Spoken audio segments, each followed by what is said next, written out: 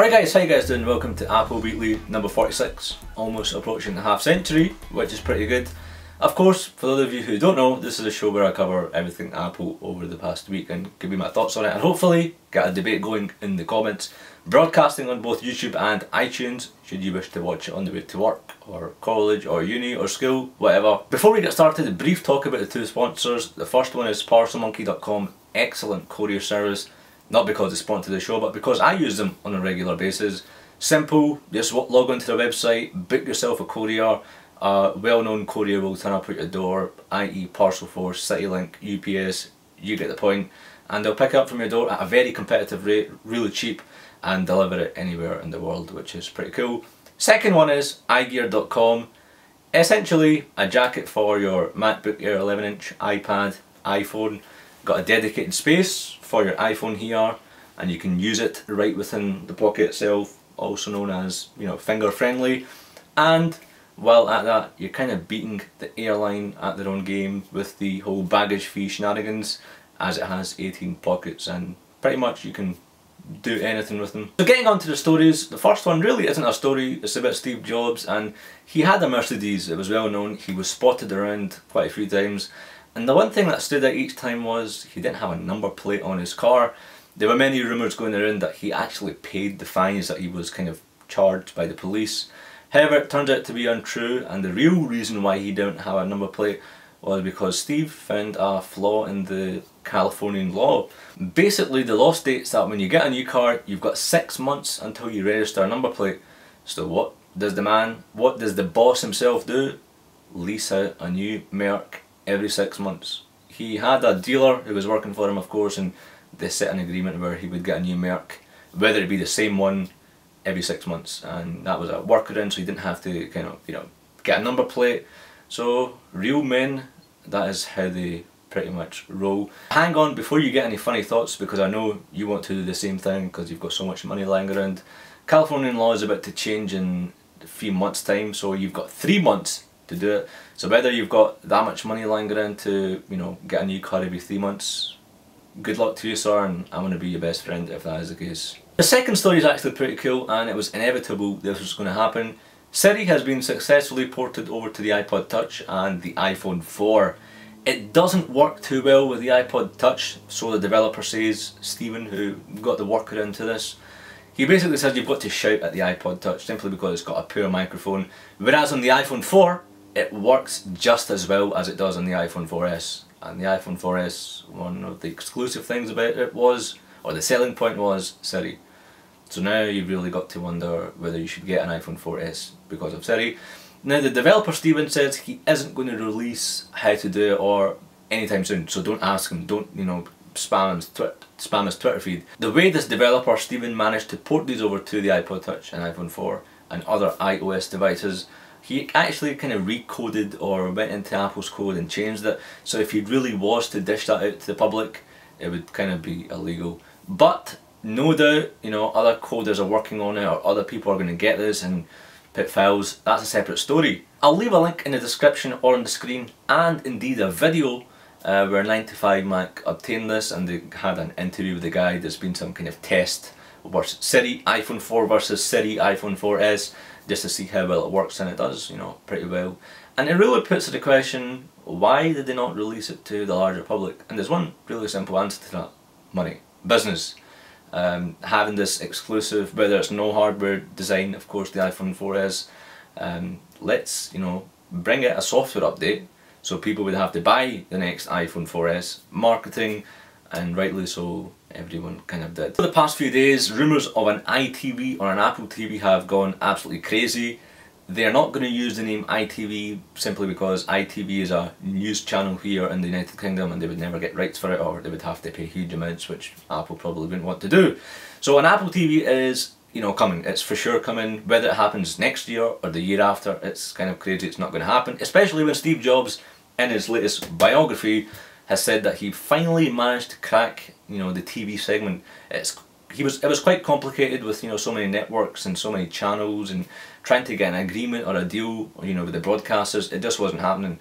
But Steve Jobs says in his book that he managed to, you know, have a good jab at it, and that kind of excites us Of course they're going to have to do something with their hobby, and you know, analysts left, right and centre have been saying, you know, they've been messing around with they've got several prototypes of Apple TVs in the, you know, in the works. Of course they would have, you know, trying to see what the best UI is. It's no doubt the next big thing for Apple, in my opinion, is going to be in the living room. It's, you know, the magic is going to go down in the living room.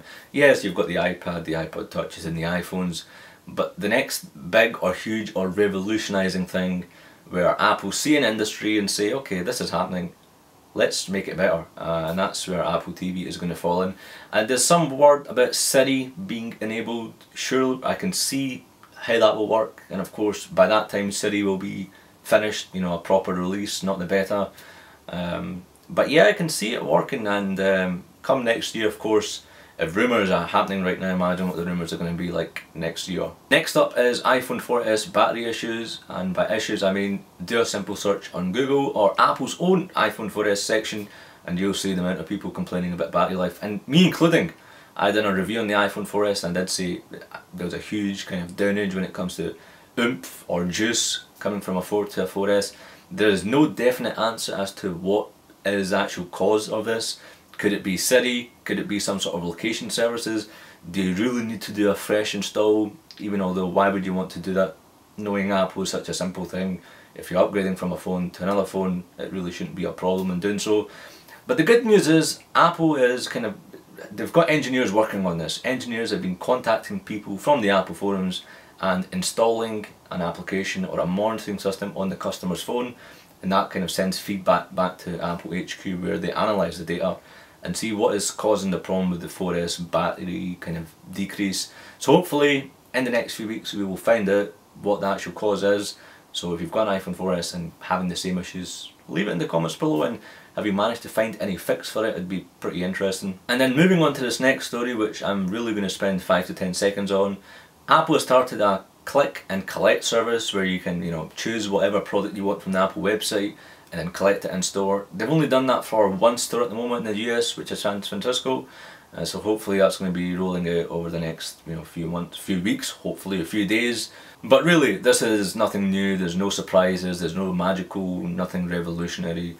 It's not the next big thing. This has been going on for years at some other retailer, so it's not really much of a surprise that Apple was inevitably going to do this once their retail kind of thing really grew, and it is booming at the moment. And last but not least, new MacBook Pros have been announced. This is typical. So I was editing last week's Apple Weekly, and just as I was about to export the video, lo and behold, new MacBook Pros drop on us quietly. And by quietly I mean just minor kind of processor bumps, RAM bumps. The high-end 13-inch, for example, has got 750 gigs. The previous one had 500. The 15 inches have got better graphics card, and so on. I'm not going to spend much time on the specs because you've already seen it. What I want to talk about is something strange, right? So usually when Apple updates any of the Mac products, whether it's just sticking in extra RAM or hardware or whatever it is, internal minor, right? They have a new logo, you know, which basically indicates it's just been refreshed, or the line has just been updated. They didn't do that with the new MacBook Pros. Now, the reason why I think, and it's probably just stupid, idiotic or whatever, or maybe I'm just dreaming, or I'm maybe too wishful, but I think the reason why they never done it is because the new MacBook Pros next year is going to hit us in the first quarter. And by new MacBook Pros I mean redesigned ones, you know, like proper refreshed exterior and so on, magical ones is what I'm talking about. And the reason why they never applied the new logo to the current lineup is because they didn't want to have it up for 2 months, which they usually do, and then take it down for a month and then have it, you know, a new logo up again come the first quarter in 2012. They wouldn't want to do that with the same product line. I know that is just absolutely crazy. But that's what I think. What do you guys think? Have you gone out and bought a MacBook Pro? Are you going to wait until next year for the refresh ones? What were you really looking for, you know, in terms of refresh this year? Has the wait, for those of you who were waiting, because I did get a lot of messages when people saying, should I wait for a MacBook Pro? But before I kind of sign off, here's some food for thought, I guess. Next year is going to be a pretty big year for Apple, and when I mean big just the way she likes it. In all seriousness, if you take a look, the MacBook Pros need to be refreshed next year, and by a refresh I mean a major refresh in terms of, you know, design. There's no question about it. And the iPhone it needs to be redesigned also, right? Apple TV, most probably end of next year or the following year, but okay, let's say 2013 for Apple TV. The iMacs, that needs to be refreshed or redesigned also, because that's been with us since what, 2008, 2009.